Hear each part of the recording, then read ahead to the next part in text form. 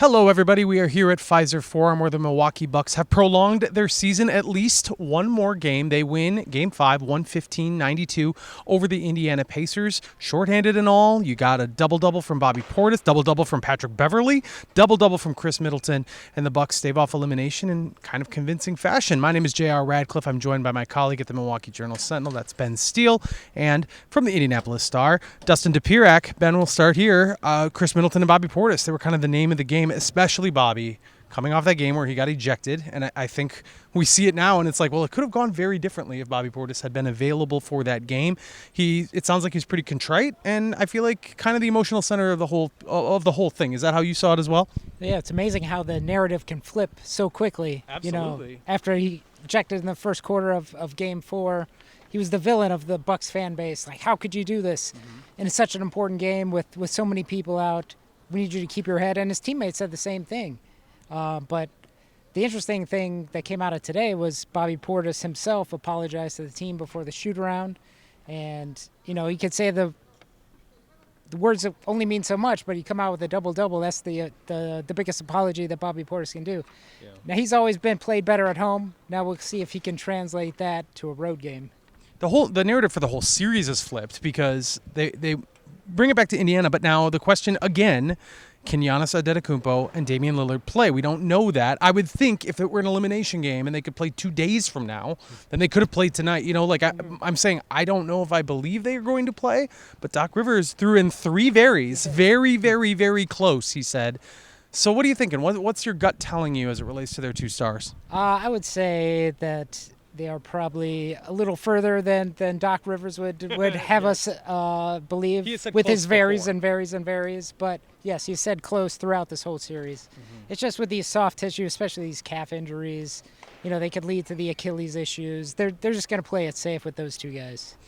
All right, Dustin, for Indiana, we had another great shooting performance in the first quarter, and then things kind of dried up. What happened? What do you feel shifted for Indiana after the first quarter? I mean, a lot. It just seemed like the bench really struggled, I thought, tonight. I mean, they basically, it seemed like the first unit was going really good in the first half. They were making a bunch of shots. I think they were 7 of 13 from 3 in the first. I think they had something like 1.4 points per possession in the first quarter, 31 points overall. And it seemed like just really that second unit came in and they didn't really it's not a total second unit because they weren't playing 5 guys, but McConnell I think has really been struggling in this series. He was having a tough time getting into any of his shots. Obi Toppin was struggling a little bit. He got himself a technical tonight. That could have been worse. Everybody gets a technical in this series. Everybody in this series, just everybody's pushing and shoving everybody. It's chippy as all get out. But I mean, he didn't look altogether right. Ben Shepherd hit a couple shots, but that was about it. I mean, just that the unit that had a lot of the bench in it just looked a little bit dysfunctional. They kept that group out there and moved some other guys around in the second quarter. And early on, that group didn't really get going. But they put the starters back in, and they didn't find it out either. And so I think, for one thing, Milwaukee I thought did a good job, but I'm trying to still figure out exactly what they did to keep the ball out of the paint. I mean, the Bucks Pacers only had 16 points in the paint in the first half. I think they were 8 of 15 from the field in the paint in the first half. So basically, only 15 of their 41 shots, came in the lane. And the Pacers love to score in the lane. For as much as you think of them as this up-tempo, spaced-out team, but they led the league in points in the paint. I mean, that's where all of it goes. Is you space the floor out so that you can get to the rim easier, and that's usually how they operate, and they're able to get going in transition and whatnot and score that way, and none of that was happening. Basically, it was not easy for them to get the rim at all. I think the Bucks did a really good job of that, did some switching that made a lot of sense. I think they did a lot of, once they saw that the Pacers weren't hitting outside shots anymore, saw them really cheat hard off the guards. You saw, I think, Pat Connaughton and Malik Beasley would be kind of on the wings, and they would just cheat well in anytime somebody tried to drive the basketball, they were able to kind of get a hand on the ball or just make them miserable in some way, shape, or form. Did a really good job of defending Pascal Siakam, I thought. Moved some switches around that made sense on him.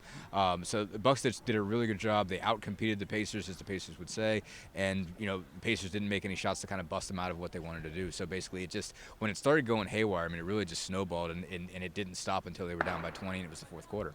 What do you get the sense of them from after this game, if it ratchets up the tension a little bit? Giannis has been looming over this whole series. Sure. He may not play.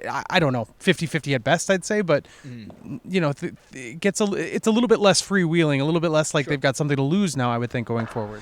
Yeah, I mean, this is such an odd team in terms of determining like how one game is going to affect them, because they've done really one of the best things they've done all year has been able to kind of move past a bad loss. Obviously, they've already done it in this series. I mean, they had game one, they looked like they had no idea how to play basketball for a half, and then and basically then they came back in game two and they were a different team. And they were able to steal one here and go in with momentum back home and win both of those games there. And so you've seen them lose games before where it starts like, oh man, this is where things start going downhill. This is where things start to unravel. And right as you start to think that, they come back and they win a game they're not supposed to win. And so I think there's obviously got to be a sense. You would think there has to be a sense of a young team that hasn't won anything yet. That hasn't these guys together haven't won a playoff series. They're in the playoffs for the first time since 2020. If they haven't won a playoff series since 2014, you would think that this is sort of where a young team starts to get tense and whatnot.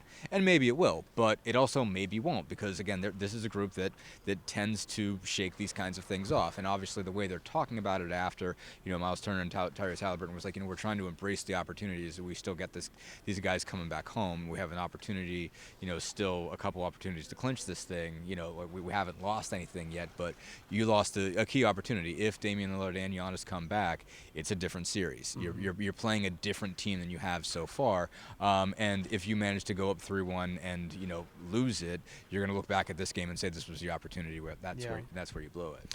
Ben, we'll close it down here. This feels a little bit unsustainable if they don't get Giannis and Dame back. You basically had 6 guys going for the Bucks. 7 guys. And everybody played well. I feel like everybody kind of did their role. I don't know if you can expect that twice more, but I guess I could be wrong. I mean, again, they took them to overtime when Dame was a little bit banged up in that game 3.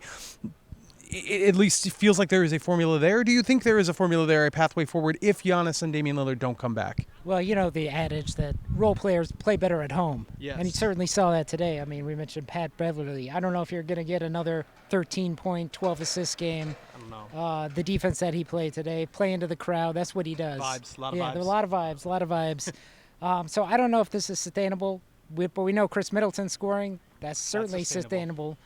So he's been carrying this team. You can expect that in Game 6 on the road. The other guys, just remains to be seen. All right, he is Ben Steele. He is Dustin Dopirak. My name is J.R. Radcliffe. Thanks for tuning in.